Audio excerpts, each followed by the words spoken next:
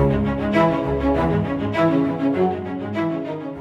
everyone and welcome to Finance Masterclass. I'm Radhika Bihani and today I'm going to share some insights regarding future and forward contracts. Future and forward contracts are the contracts which are exercised in future at a predetermined price and at a predetermined date. Future and forwards both are components of derivative. Future contracts are settled daily, whereas forward contracts are settled at the end of the contract. Although they are similar, there are some differences which are noticeable. The differences on the basis of structure. Future contract is standardized, whereas forward contracts are customized. On the basis of regulation, future contracts are regulated, whereas forward contracts are not regulated.